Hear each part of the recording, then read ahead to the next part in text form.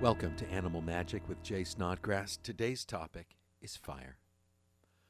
One of the hardest parts of fatherhood is teaching your son how to build a fire. I don't know how mothers teach daughters, but here is a transcript of father to son fire making instructions. Okay, first you see what I'm doing? Like this. No, like look, see, and then imagine it's like let's start again. First you got to think like a fire. No, not like, okay, look, you see what I'm doing? Okay, then no, not like that, like this. See? And then it's, wait, not yet, slow down. Okay, and then you like this. And there. We got it. See? That's the kind of instruction that I received in my childhood. But when I finally learned to build a fire at the age of 25, after having been shown 100 times, I was at last given the clearest, simplest instructions on how to do it. I was living in a trailer in a Virginia forest with a construction crew. There was a little wood stove in it, and before the guys left me there alone for a week, the foreman said something like, "Look, kid, either you're going to live or you're going to die." Well, that explained everything. Why hadn't someone said that before? And that night, as the temperature dropped, I went to the furnace and built my first fire. Then, the next morning, alone in a zillion miles of forest, I learned how to chop wood. The secret is, don't sink the axe into your shin. I had been shown this, but finally it became clear to me. I'm kidding. The real secret is levitation. Your feet float off the ground for a fleeting moment, and the axe blade falls toward the molten core of the planet Earth, dividing all of material existence into two sides. The blade stops on a tree stump, and whatever's been standing on top of the stump will leap in half. All right, that's hard to explain.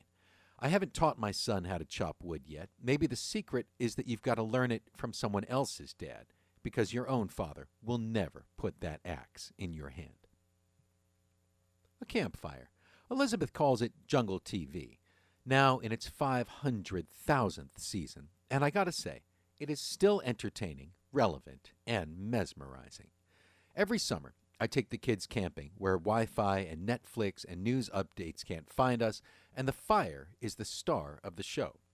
We can just stare at it, the shimmer of wood as it turns to glowing coals, watch sparks fly up into the night sky and disappear, listen to its crackling like a worn vinyl record. Actually, we don't hear the crackling because I play loud live recordings of classic rock bands, and man, Wheel in the Sky sure does seem profound by firelight. You realize you've been hypnotized for an hour, lean back and feel the cold blue starlight on your cheeks. Same constellations your ancestors stared at 100,000 years ago. But the stars are so far away, and soon your eyes are drawn back into the belly of this little blaze. When we get home, all of the laundry has that campfire smell, and I take a long inhale from some t-shirt before I drop it in the wash, like that scent could contain the last gasp of that campfire feeling. And then there's the campfire story tradition. My dad's an Episcopal priest, and growing up I heard him give 1,000 sermons. And I'm embarrassed to say I can't remember a single one. But once he came along on a Cub Scout campout and told this story at the fire, a horror story about a guy who'd been horribly disfigured in a burning frat house and how he tracked down the fraternity brothers one by one, taking his revenge. It ended with this big jump scare. All these little Cub Scouts leapt 10 feet in the air. And I thought, why don't you do that on a Sunday morning? But now I know it would have been completely out of place. That story belonged at a fire circle. It's a whole different ritual. Fire is this pet we've tried to adopt. It's hungry, we feed it. We try to domesticate it, make it dependent on us. Long before humanity began attempting to domesticate plants or animals, our ancestors tried to claim and tame this otherworldly force, this element, neither earth, nor water, nor sky, nor plant or animal. It's an organism, but it doesn't have a body. It's a spirit in the material world, a hungry ghost. I've read somewhere that of all things in nature, fire is the one with which humanity has the most in common. Reckless growth, unbridled appetite, and a habit for leaving wastelands in our wake. I find this to be a pessimistic view of humanity, and I've studied enough so-called primitive cultures to know our species is not inherently destructive. And yet, when I think of human cultures in which the spiritual realm is more highly valued than the material world, I do see this kind of destruction. Maybe I should say that the quest for otherworldly paradise gives an easy excuse to create hell on earth.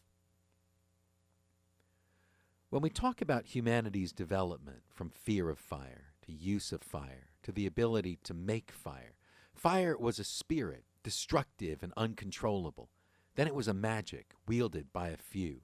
And then it became a science with recognizable origins and patterns. The adoption of fire, the spread of the knowledge about how to domesticate it, spurred the first great leap in the size of the human population. Cooking greatly expanded humanity's dietary possibilities. We became nearly omnivorous. If you don't believe me, take a bite of a raw potato. It's poisonous. Or eat some raw pork or shrimp. You'll be dead. But cook it a little and you're fine. Not kosher, but at least technically alive. Cooking also, and yeah, this is kind of offensive, but don't hate me for saying it. Cooking enables us to kickstart the digestion process of our food before we even eat it. Like breaking down sugars and softening roughage and tenderizing steak. When they bring your dinner at a restaurant, the chef has already done 2/3 of the work of digesting it in a steel pot. You barely even have to chew it. In his book, Sapiens, Yuval Noah Harari says that after fire started doing the heavy intestinal labor, the human body had more energy to spend on developing a big brain so we could add deeper character complexity to our campfire stories. And our early human ancestors used fire to encourage the growth of prey animals. Controlled burning can clear underbrush and shape pathways through the jungle, giving snakes less places to hide and steering the deer and elk into easy ambush spots. The Indigenous Americans, who didn't domesticate animals except for dogs, used fire to shape the forests so that game animals could be dependably found on predictable trails. In the Midwestern plains, fires were used to clear forests and create grasslands where the buffalo could roam. And prehistoric Europeans carried torches into darkened caverns to imprint game animals into the belly of the earth.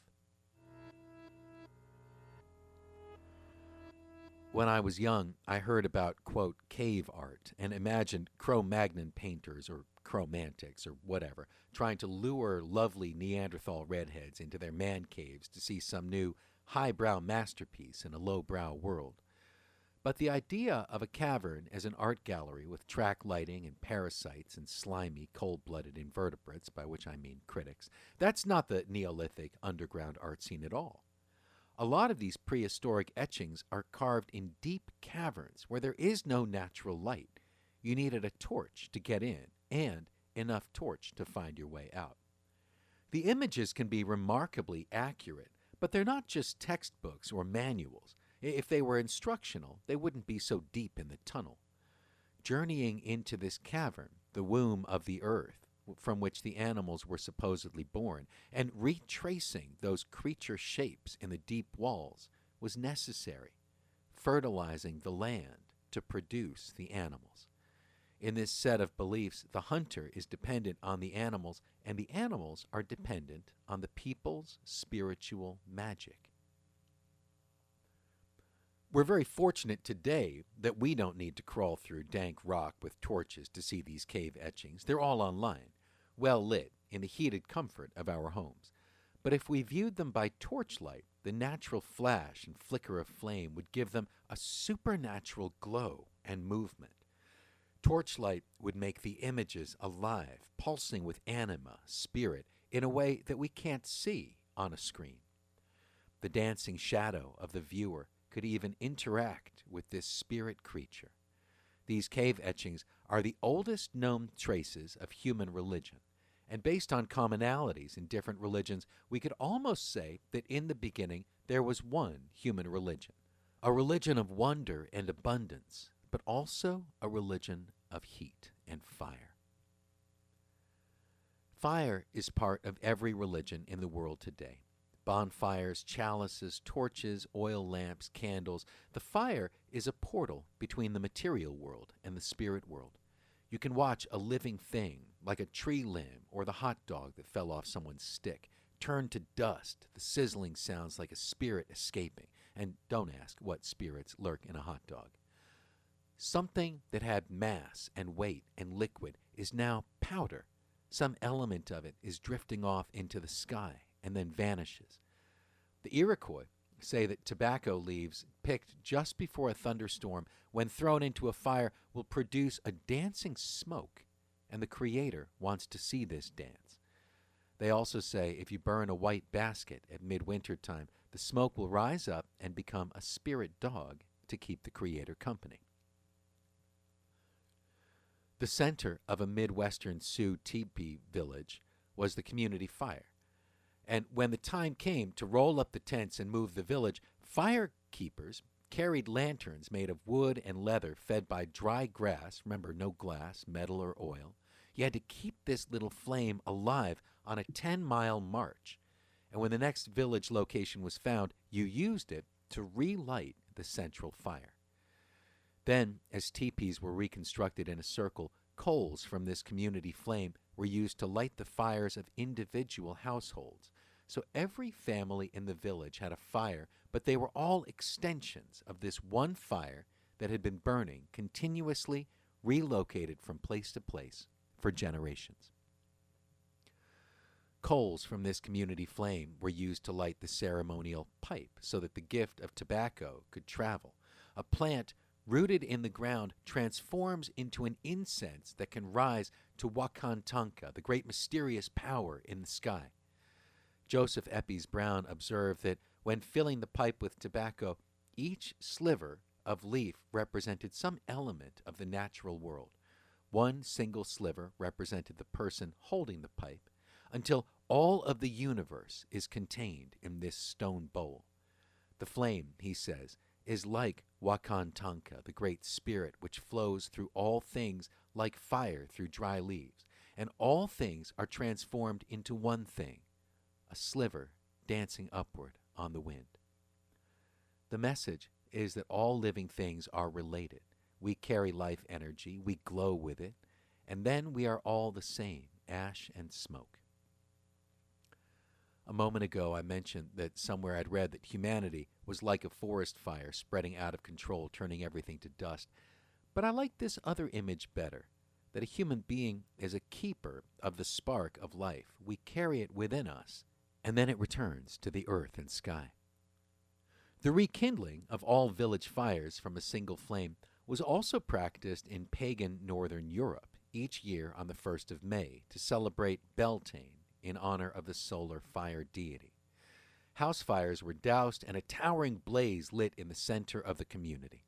Dancers would leap through these flames to spiritually cleanse themselves, a sort of smoke baptism from the bottom up, and Jack had to be pretty nimble and quick. Then the local wives would bring a stick of this sacred fire home to relight the hearth so that all home fires were relatives. The other fire festivals included Litha in midsummer, when livestock animals passed between two bonfires to gain strength for the coming year. The word bonfire comes from Bonfire, which included a collection of bones that must have been pretty fragrant, but I think the logic was that burning the bones of sacred animals would purify the surviving livestock. Great wheels of hay would be set ablaze on hilltops and rolled down into local lakes to rekindle the flame of the sun. Remember, this was before the mechanization of the universe, back when humans had to be the sun god's alarm clock. And then in the late October festival of Samhain, the livestock who couldn't be kept inside through the winter were slaughtered at a great bonfire barbecue, some of their meat smoked to last through the winter. To compete with all this festivity, the church would start holding its own fire festivals, gathering the villages to hold hands and sing songs while burning midwives alive. It wasn't as much fun, but they didn't have many complaints, since then you would be next on the stake. The Cherokee of North Carolina say that fire came to the animals first, before there were any humans on Earth. They watched as lightning struck a tree on an island and knew that they wanted some of this flame for themselves. A snake swam across to get some, but the fire burned him. A bird flew across but also failed to bring it back, and these became the black snake and the raven. But the spider, an old grandmother, having thought about the problem, wove a bowl of webbing on her back and darted across the water, returning with a burning coal.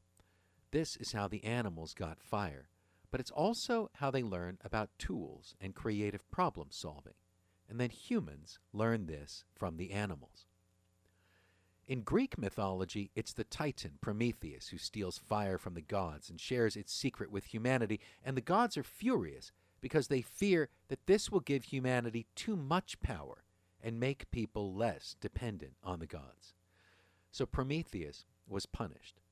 And yet, it's fire that enabled humans to burn animal bones and fat to feed the gods. It's interesting to think about these two stories together, the Cherokee Spider Woman and the Greek Titan. In Greek thought, the secret of fire was the secret of slash-and-burn farming and the secret of smelting bronze, and these make humanity a dangerous threat to the rest of creation. Greek myth tells us that Zeus punished humanity for this by sending Pandora, who opened the jar of creation's toxic waste, and then all of the world's problems get blamed on a woman's curiosity. But really, it's Prometheus sharing the gods' secret knowledge of fire that causes all that trouble. In the Cherokee story, the knowledge of tools and fire is a blessing, and logic is celebrated. But to the Greeks, it comes with a terrible curse. Little did the Greek gods know that we would eventually use fire to create lightning itself, electricity, giving us the power to determine the length of the day, to control the temperature of our homes, even to see through distant space and time. I can turn on a TV and revisit the 1990s, and at the end of a long day of the disappointing 21st century, I do like to spend some time relaxing in the past. Lately, we've been rewatching the Lethal Weapon film series, and everything bursts into flames. It is the one immutable law of the Lethal Weapon universe. In a long enough time span, all things will explode. Cars, boats, cops, robbers, buildings, Martin's trailer, Roger's toilet. By the third film, you just press play, and the opening credits catch fire. You don't even need story anymore, just spontaneous credit combustion. And by the end of the movie, sorry, spoiler alert, fire, everything. The end credits roll, and when they're done, one more scene. The guys drive up to a building, and it explodes. And it's not Hollywood magic. The producers actually identified an old hotel in Florida slated for demolition, and they blew it up. Anyway, we were watching this, and our dog was watching us, staring into this cold blue light, mystified. But somewhere in the world, a fire was burning to provide that electricity. And thinking about it now, maybe I'd have been just as happy sitting by a campfire, hearing someone retell the timeless tale of Lethal Weapon 3. It's hard teaching your kids to build a fire. They're so excited, but before you teach them to light it, you've got to teach them to contain it and how to put it out.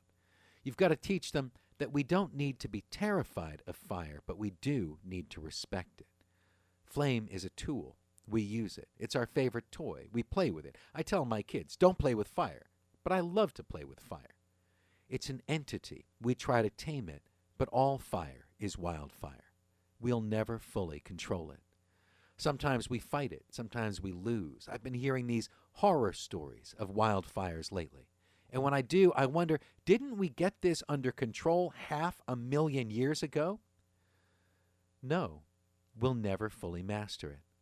Flame is more powerful than we are. But when we learn to coexist with it, this otherworldly force, fire can still bring that magic and wonder into human life. Thank you.